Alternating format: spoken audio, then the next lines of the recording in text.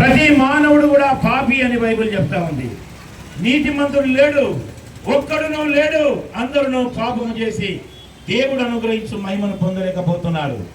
దేవుడు మనిషికి మహిమనివ్వాలని కోరుకుంటున్నాడు. దేవుడు తన రాజ్యాన్ని ఇవ్వాలని ఆశిస్తా ఉన్నాడు. దేవుడు తన సింహాసనం మీదకి మానవుని ఆహ్వానిస్తా ఉన్నాడు. దేవుడు తనలాగా మనిషిని మార్చుకోవాలని ఆశపడతా ఉన్నాడు. దేవుడు తన స్వరూపమందు తన పోలికలో మానవుని తయారు చేశాడు. కానీ మనిషి దురాశతో దేవుడిచ్చినటువంటి ఆ భాగ్యాన్ని, ఆ యొక్క సంతోషాన్ని, ఆనందాన్ని పోగొట్టుకున్నాడు. ఈ మానవుడు దౌర్భాగ్యుడైపోయి సొంత ఆలోచనలకు, సొంత కోరికలకు అమ్ముడుపోయి దేవునికి దూరమై బ్రతికి ఉండి కూడా చచ్చిన వాని వలె బ్రతుకుతున్నటువంటి సమయంలో మనిషి మానవత్వాన్ని కోల్పోయి రాక్షసత్వాన్ని కలిగి సాటి మనిషికి కూడా సహాయము చేయకుండా సాటి మనిషిని హింసించేటువంటి భయంకరమైనటువంటి స్థితిలోనికి దిగజారిపోయాడు మానవుడు. వావి వరుస లేనటువంటి పరిస్థితిలోకి వెళ్ళిపోయాడు మానవుడు. అలాంటి మనిషిని, అలాంటి రాక్షసుల్ని మనిషిగా మార్చడానికి ప్రభు అయినటువంటి యేసుక్రీస్తు వారు లోకానికి వచ్చారు. ఈయన గొప్పతనం ఏమిటంటే ఈయన హృదయాన్ని మార్చగలిగినటువంటి వాడు, మనస్సును మార్చగలిగినటువంటి వాడు, మనిషిని మనిషిగా మార్చగలిగినటువంటి వాడు, నూతనమైన హృదయాన్ని నీకు నాకు ఇవ్వగలిగినటువంటి వాడు. హృదయము అన్నింటికంటే మోసకరమైనది, అది ఘోరమైన వ్యాధి కలదని బైబిల్ చెప్తా ఉన్నది. మన హృదయం మనల్నే మోసం చేస్తుందట. బాగానే ఉన్నామనుకుంటామట, కానీ ఆఖరికి నరకానికే వెళుతుందట ఆ మార్గం. ప్రేమైనటువంటి మరి కరీంనగర్ పట్టణ వాసులారా, మీకందరికీ ఒక అద్భుతమైనటువంటి సత్యాన్ని మేము తెలియజేస్తా ఉన్నాం. లోక రక్షకుడు ఎవరయ్యా అంటే ప్రభు అయినటువంటి యేసుక్రీస్తు వారు. మనుషులందరినీ కూడా పాపము నుండి విమోచించేవాడు ఒకడున్నాడు, ఆయన ప్రభు అయినటువంటి యేసుక్రీస్తు వారు. ఆయన పుట్టుకలో పాపము లేదు, ఆయన జీవితములో పాపము లేదు. ఆయన మరణము కూడా మానవాళి కొరకు మరణించాడు. ఆయన సమాధి చేయబడ్డాడు.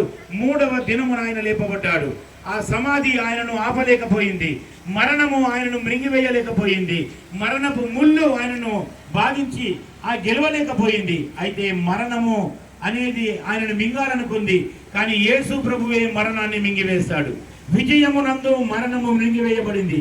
ఓ మరణమా నీ ముల్లెక్కడా, ఓ మరణమా మీ విజయం ఎక్కడా అని బైబిల్ ప్రశ్నిస్తా ఉంది. ప్రభు అయినటువంటి యేసుక్రీస్తు వారు విజయం సాధించాడు. ఆ విజయములో మనల్ని కూడా పాలిభాగస్తులుగా చేస్తా ఉన్నాడు. యేసే మార్గం, యేసే సత్యం, యేసే జీవం. పరలోకానికి వెళ్ళడానికి, స్వర్గానికి వెళ్ళడానికి, మోక్షాన్ని సంపాదించుకోవడానికి ఒకే ఒక మార్గం ఉంది. అది ప్రభు అయినటువంటి యేసుక్రీస్తు అనేటువంటి మార్గం. ఆయన తప్ప వేరొక మార్గము లేదు, ఆయన తప్ప సత్యము లేదు. ఆయన అంటున్నాడు, నేనే సత్యాన్ని అని ఆయన సెలవిస్తుంటున్నాడు. ఆయన తప్ప వేరొక సత్యము లేనే లేదు. సత్యం అనేది ఉంది అంటే అది ప్రభు అయినటువంటి యేసుక్రీస్తు వారు మాత్రమే. ఈ ప్రపంచంలో ఈ మానవ జాతిని అంతటినీ కూడా ఎక్కువగా ప్రభావితము చేసినటువంటి మాటలు ఎవరైనా ఉన్నాయి అంటే అది యేసుక్రీస్తు మాటలు. ప్రపంచ మరి శాస్త్రవేత్తలందరూ కూడా, సైకియాట్రిస్టులు అందరూ కూడా కూర్చొని ఒక నివేదన తయారు చేశారు. అందరూ కూడా ఒక చర్చకు కూర్చున్నప్పుడు ప్రపంచాన్ని ప్రభావితము చేసినటువంటి అతి ముఖ్యమైనటువంటి వ్యక్తి ఎవరయ్యా అంటే ప్రభు అయిన యేసుక్రీస్తు అని అందరూ కూడా ఏకగ్రీవంగా ఒప్పుకున్నారు. ఈయన మహనీయుడు, ఈయన పరిశుద్ధుడు, ఈయన పాపము లేనివాడు, ఈయన రక్షకుడు, ఈయన విమోచకుడు, ఈయన పరలోకాన్ని ఇచ్చేటువంటి వాడు, ఈయన బుద్ధిహీనులకు బుద్ధిని, జ్ఞానము లేని వారికి జ్ఞానాన్ని ఇచ్చేటువంటి దేవుడు. ఈయన పామరులను కూడా ప్రయోజకులుగా చేయగలిగినటువంటి వాడు.